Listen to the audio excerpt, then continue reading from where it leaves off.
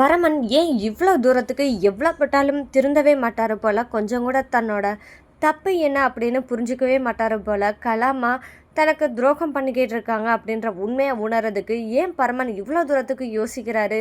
அதுவும் இது எல்லாம் எதுக்காக பண்ணாங்க? கலாமா இளமதி மேலே இருக்கிற கோபத்தினால தான் இப்படி பண்ணியிருக்காங்க. பழனியை தான் கூட்டிகிட்டு வந்ததா பொய் சொல்ல வச்சுருக்காங்க. இதுக்கெல்லாம் காரணம் கலாமா இங்கே இளமதி மேலே வச்சுருக்க கோபத்தினால தான் இப்படியெல்லாம் பண்ணியிருக்காங்களே தவிர்த்து மற்றபடி வேறு எந்த உள்நோக்கமும் இல்லை அப்படின்னு சொல்லிட்டு பரமன் இன்னும் குருட்டுத்தனமான நம்பிக்கையில் தான் இருக்காங்க கலாமா கிட்ட.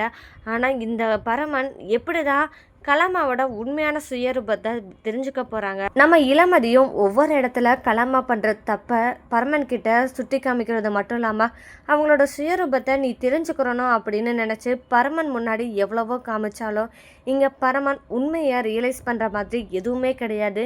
சரி, இனி நம்ம இளமதி என்னதான் அடுத்து பண்ண போகிறாங்க அப்படின்றதாங்க இனி வரப்போகிற எபிசோடில் ட்விஸ்டாக இருக்க போது. நம்ம இளமதியும் வட்டி வசூல் பண்ணுற இடத்துல வட்டி கொடுக்க முடியாமல் அங்கே வீட்டு வரைக்கும் போயிட்டு வந்த விஷயம் நம்ம ரஞ்சிதத்துக்கு தெரியும்.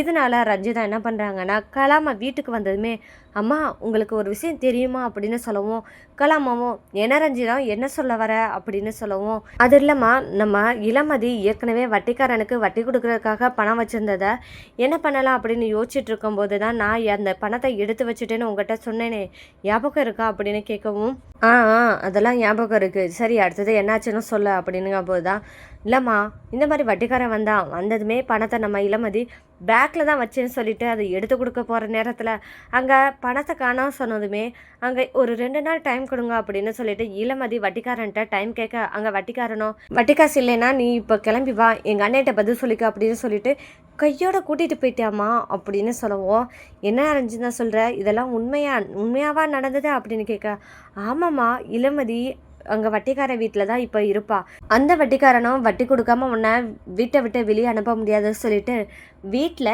எல்லா வேலையும் பார்க்க விட போகிறேன், இதுதான் நடக்க போகுது அப்படின்னு சொல்லவும், இங்கே ரஞ்சிதமும் கலாமாவும் அப்படியே நீ சொன்ன மாதிரியே கரெக்டான பிளான் தான் பண்ணியிருக்க, நல்லது தான், இப்போ இளமதி ஒளிஞ்சான் தான் நினைக்கணும் அப்படின்னு சொல்லும்போது தான், அம்மா இப்போ பரமன் கேட்டால் என்ன பண்ணுறது அப்படின்னு சொல்லி கேட்கும்போது தான், பரமன் வந்தால் நான் பார்த்துக்கிறேன் அப்படின்னு சொல்லிட்டு நம்ம கலாமா சொல்கிறாங்க. இந்த மாதிரி நேரத்தில் தான் நம்ம பரமனும் வீட்டுக்கு இங்கே இளமதியை தேடி வராங்க. இளமதியை காணாமே வீட்டில் எங்கே போயிட்டா அப்படின்னு சொல்லிட்டு நம்ம பரமனோட கண்கள்லாம் இளமதியை தேட ஆரம்பிக்குது. இந்த மாதிரி நேரத்தில் கரெக்டாக பரமனை வந்துட்டானே, இப்போ யாரை தேடிக்கிட்டு இருக்கான் அப்படின்னு சொல்லிட்டு நம்ம கலாமா பார்க்கும்போது, வேறு யாரை தேட போகிறான், இளமதியை தான் தேடுவான் அப்படின்னு சொல்லிட்டு, என்னடா பரமா எங்கே போயிருந்தா அப்படின்னு சொல்லிட்டு பேச்சை மாற்ற ஆரம்பிக்கிறாங்க. அப்போ பரமனும், இல்லைம்மா ஒரு வேலையாக போயிருந்தேன் அதனால தான் இவ்வளோ லேட் ஆயிடுச்சு அப்படின்னு சொல்ல, சரி பரமா வா வந்து சாப்பிடு லேட் ஆகுதுல்ல அப்படின்னு சொல்ல, இல்லைம்மா இளமதியை காணாமே அப்படின்னு சொல்லிட்டு பார்க்குறேன் அப்படின்னா, இங்கே பாரு பரமா உனக்கு நடந்ததெல்லாம் என்னன்னு உனக்கு தெரியுமா, நீ ஏன் இளமதியை கேட்குற, உனக்கு நடந்தது என்னன்னு தெரியுமா அப்படின்னு சொல்லிட்டு ரஞ்சிதன் கேட்க,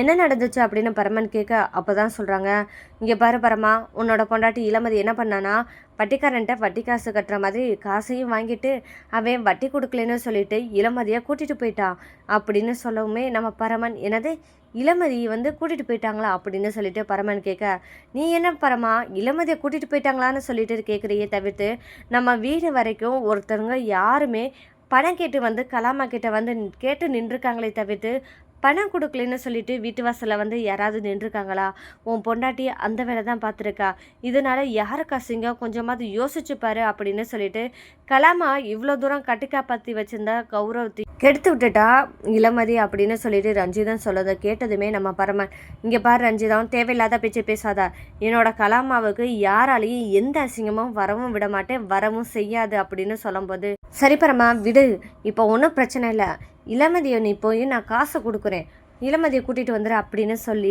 நடிக்க ஆரம்பிக்கிறாங்க கலாமா. அப்போ நம்ம பரமன் என்ன நினைக்கிறாங்கன்னா, அம்மா காசெல்லாம் வேணாம் நான் இளமதியை எப்படி இருந்தாவது கூட்டிகிட்டு வந்துடுவேன் அப்படின்னு சொல்லிட்டு பரமன் இளமதியை கூப்பிட்றதுக்கு திரும்பும்போது தான் நம்ம இளமதியும் வீட்டுக்குள்ளே கால் எடுத்து வைக்கிறாங்க. இந்த மாதிரி இடத்துல தான் நம்ம கலாமா இங்கே இளமதியை பார்த்ததுமே இவ எப்படி இங்கே வந்தா, எப்படி வர முடிஞ்சிச்சு, இவ காசை கட்டிட்டாளா அப்படின்னு சொல்லிட்டு யோசிக்கவும் செய்கிறாங்க. அது மட்டும் இல்லாமல் இங்கே பரமன் உன்னோட பொண்டாட்டி வந்துட்டான்னு உன்னோட முகத்தை பார்த்தாலே தெரியுது எவ்வளோ சந்தோஷமாக இருக்குன்னு.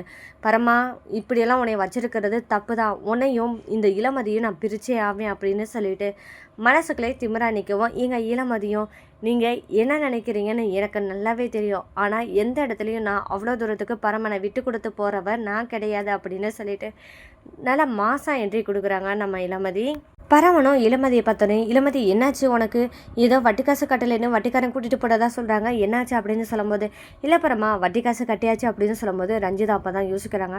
வட்டி காசு கட்டிட்டாளா? எப்படி கட்டிடா? காசை நம்ம தானே எடுத்து வச்சோம் அப்படின்னு சொல்லிட்டு ரஞ்சிதா யோசிச்சுட்டு இருக்கும்போது பரமன் சொல்கிறான், சரி வா இளமதி வீட்டுக்குள்ளே அப்படின்னு சொல்லிட்டு இளமதியை கூப்பிடவும் இளமதியும் வீட்டுக்குள்ளே வந்துடுறாங்க. அப்போ தான் பரமனும் யோசிக்கிறாங்க, நம்ம இளமதியோட இது நாள் வரைக்கும் டைம் ஸ்பெண்ட் பண்ணதே கிடையாது, அவளை சந்தோஷமாக வச்சுக்கிறணும், அவளோட வெளியே போகணும் அப்படின்னு சொல்லிட்டு யோசிச்சுட்டு ஒரு பிளானும் பண்ணுறாங்க. அந்த பிளான் படியே நம்ம இளமதி வச்சுருந்த தனக்காக வச்சுருந்த மாவையும் கீழே கொட்டிடுறாரு. இது ரஞ்சிதா மேலே இந்த பழி விழுக, இந்த இடத்துல உனக்கு என்ன சாப்பாடு தானே வேணும், வா நான் வாங்கித்தரேன் அப்படின்னு வெளியே கூட்டிகிட்டு போனதுமே நம்ம இளமதிக்கு பிடிச்சதெல்லாம் பூ வாங்கி கொடுத்தது மட்டும் இல்லாமல் சாப்பாடு வாங்கி கொடுத்து ரொம்பவே ஜாலியாக இருக்கிற மாதிரி பண்ணுறாங்க. இந்த மாதிரி நேரத்தில் நம்ம இளமதி பரமனுக்கு என் மேலே எவ்வளோ தூரத்துக்கு காதல் இருக்குன்னு அவன் இன்னைக்கு செஞ்சதுலேயே எனக்கு புரிய ஆரம்பிச்சிருச்சு. இனி நான் பரமனை மாற்றுறது ஈஸி, அவன் மனசில் இருக்கிற கலாமாவோட உண்மையான சுயரம்பத்தை காமிக்கிறதும் ஈஸி அப்படின்னு சொல்லிட்டு நம்மளை இனிமேல் நம்புவான் அப்படின்னு நம்ம இளமதி நினைக்கிறாங்க. இவங்க 2 பேருமே வெளியில் ஊர் சுற்றிட்டு அப்புறம் வீட்டுக்கு கிளம்பி போகிறாங்க. இந்த மாதிரி இடத்துல காலையில் எழுந்ததுமே நம்ம இளமதி என்ன பண்ணுறாங்கன்னா, பரமன் கிட்ட கண்டிப்பாக தன்னோட அம்மா பற்றின ஏதாவது ஒரு ஞாபகம் இருக்கா நம்ம கேட்டிருந்தோம். அப்போ பரமன் சொல்லலை. இப்போ பரமன் நம்ம மேலே பாசமாக இருக்கான், ஆனால் இந்த இடத்துல நம்ம கேட்டு தான் ஆகணும். அதுக்கான சரியான சூழ்நிலையும் சந்தர்ப்பமும் இனி எப்படி கிடைக்கும்னே தெரியாது அப்படின்னு சொல்லிட்டு இந்த சந்தர்ப்பத்தை நம்ம யூஸ் பண்ணிக்கணும் அப்படின்னு சொல்லிட்டு நம்ம இளமதி என்ன பண்ணுறாங்கன்னா, காலையில் கோயிலுக்கு கிளம்பலாம் அப்படின்னு சொல்லிட்டு யோசிக்கிறாங்க. அதனால கோயிலுக்கும் கிளம்ப ஆரம்பிக்கிறாங்க. அந்த இடத்துல தான் நம்ம பரமன் கிட்ட நம்ம இளமதி போய், பரமா நான் கோயிலுக்கு போகணும், கொஞ்சம் கூட வரியா அப்படின்னு சொல்லிட்டு பரமன் கிட்ட நம்ம இளமதி கேட்க, பரமனும் சரி வா இளமதி நான் அவனை கூட்டிகிட்டு போகிறேன் அப்படின்னு சொல்லிட்டு பரமனும் இளமதியும் கோயிலுக்கு கிளம்ப ஆரம்பிக்கிறாங்க. கோயிலுக்கு அங்கே போனதுமே சாமி கும்பிடலாம் அப்படின்னு சொல்லிட்டு சாமியும் கும்பிட்றாங்க. இந்த மாதிரி இடத்துல தான் நம்ம இளமதிக்கு ஒரு அருள்வாக்கு மாதிரி ஒரு சாமியார் வந்து, நீ எதை கண்டுபிடிக்கணும் எதை தேடணும் அப்படின்னு சொல்லி இருக்கிறியோ அது உன்னோட பக்கத்துலேயே இருக்குது அப்படின்னு சொல்லிட்டு ஒரு க்ளூவும் கொடுக்குறாரு. இந்த இடத்துல தான் நம்ம இளமதி நம்ம என்ன தேடணும்னு நினச்சி இருக்கோம்னா, நம்ம பரமனோட அம்மா அப்பா யார், அவனுக்கு ஏதாவது ஒரு அடையாளமாக ஏதாவது ஒன்று இருந்தால் கிடைச்சா போதும், அவங்களோட அம்மா அப்பா யாருன்னு கண்டுபிடிச்சிடலாம் அப்படின்னு நம்ம இளமதி யோசிச்சுட்டு இருந்த விஷயம் இவருக்கு எப்படி தெரிஞ்சிச்சு அப்படின்னு சொல்லிட்டு நம்ம இளமதி யோசிக்கிறாங்க. அப்போ தான் சரி இவர்கிட்ட போய் கேட்கலாம் அப்படின்னு சொல்லிட்டு நம்ம இளமதியும் போய் கேட்குறாங்க.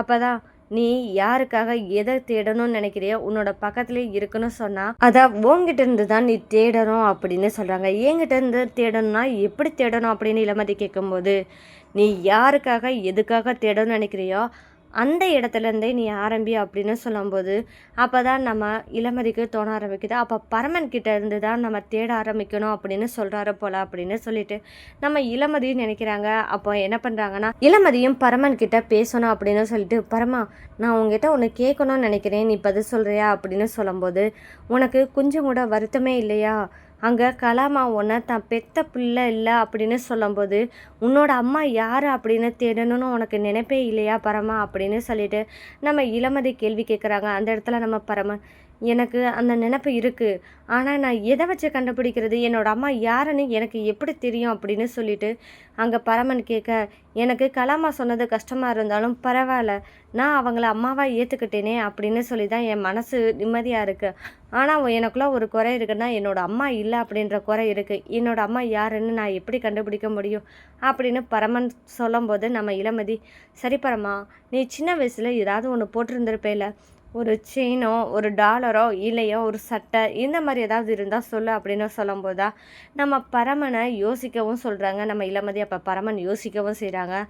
அப்போ தான் சொல்கிறாங்க, எனக்கு எனக்கு சின்ன வயசில் என்னோடய இடுப்பில் அருணாக்கயிறு மாதிரி வெள்ளி அருணாக்கயிறு மாதிரி அதில் $7 வச்சு ஒரு அருணாக்கயிறு கட்டியிருந்தேன் அப்படின்னு சொல்ல, அப்போது இதை கேட்டதுமே நம்ம இளமதிக்கு கொஞ்சம் ஆச்சரியமாக ஆகுது. ஏன்னா ரிஷி அம்மாவான விஜயும் என்ன சொல்லியிருந்தாங்கன்னா, தன்னோட பையனுக்கு இந்த மாதிரி $7 வச்ச சிம்பிள் வச்ச வெள்ளி அருணாக்கயிறு தன்னோட மகனுக்கு கட்டி விட்டுருந்தது அதெல்லாம் சொல்லியிருந்தாங்க. அப்போ ஏன் பரமனோட அம்மா விஜய் அம்மாவா இருக்கக்கூடாது அப்படின்னு நம்ம இளமதி யோசிக்கிறாங்க.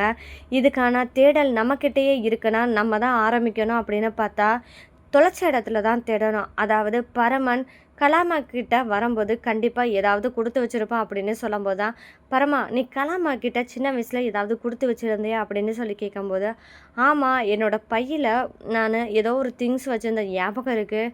அதில் அந்த மாதிரி அருணாக்கயிறும் என்னோடய ட்ரெஸ் எல்லாம் இருந்தது, அவங்ககிட்ட கொடுத்துருந்தேன் அப்படின்னு சொல்லும்போது தான் நம்ம இளமதி அந்த வெள்ளிக்கொடியையும் அந்த ட்ரெஸ்ஸையும் நம்ம கண்டுபிடிக்கணும் அப்படின்னு சொல்லிட்டு நம்ம இளமதி யோசிக்கிறாங்க. சரி பரமா வா போகலாம் அப்படின்னு வீட்டுக்கு கிளம்பி போனதுக்கப்புறம் நம்ம இளமதி அடுத்ததாக ஸ்டார்ட் பண்ணுறது, அந்த செயின் எங்கே போச்சு, இந்த கலாமாவும் எங்கே வச்சுருப்பாங்க அப்படின்னு சொல்லிட்டு நம்ம இளமதியும் தேட ஆரம்பிக்கும் போது தான் இங்கே கலாமா என்ன செஞ்சுருந்தாங்கன்னா, ஏற்கனவே பரமன்ற ஒருத்தனுக்கு பழைய அடையாளம் இருந்தது எதுவுமே இருக்கக்கூடாது, இதனால் பரமன் நம்மளை விட்டும் போகக்கூடாது அப்படின்னு நினச்சி தான் பரமனோட சின்ன வயசு ட்ரெஸ்ஸை எரிச்சது மட்டும் இல்லாமல் அந்த ஏன சிம்பிள் வச்சு அந்த வெள்ளி அருணாக்கயிறும் கீழே போயிடக்கூடாது, இவங்க எதுவும் பண்ணிடக்கூடாது அப்படின்னு நினச்சிட்டு இங்கே ரஞ்சிதா பிளான் பண்ணி தான் சேட்டுக்கடையில் அடமானமும் வச்சாங்க. அடமானம் இல்லை, விற்றே விட்டாங்க. விற்று அந்த காசை வாங்கிட்டாங்க. ஆனால் நம்ம இளமதி கையில் இந்த செயின் சீக்கிரம் கிடச்சா இதுக்கான விடையும் தெரியும். நம்ம பரமனுக்கும் ரிஷியோட அம்மா தான் தன்னோட அம்மா அப்படின்றத புரிஞ்சுக்கவும் செய்வாங்க. ஆனாலும் நம்ம பரமன் கிட்ட இந்த உண்மை போய் சேரக்கூடாது, இளமதியை தடுத்தே ஆகணும்னு சொல்லிட்டு எந்தெந்த வழிகளில் கலாமாவும் ட்ரை பண்ண போகிறாங்க. இதையும் தாண்டி நம்ம இளமதி பரமன் கிட்ட எந்த உண்மையை சொல்லணுமோ அதை எப்போ சொல்ல போகிறாங்க, எந்த மாதிரி சூழ்நிலையை சொல்ல போகிறாங்க அப்படின்றதாங்க. இந்த மாதிரியான சுவாரஸ்யங்களை நீங்கள் தெரிஞ்சுக்கணும் மறக்காமல் நம்ம சேனலை சப்போர்ட் பண்ணி ஆதரவு தெரிவிங்க. மீண்டும் சந்திப்போம்.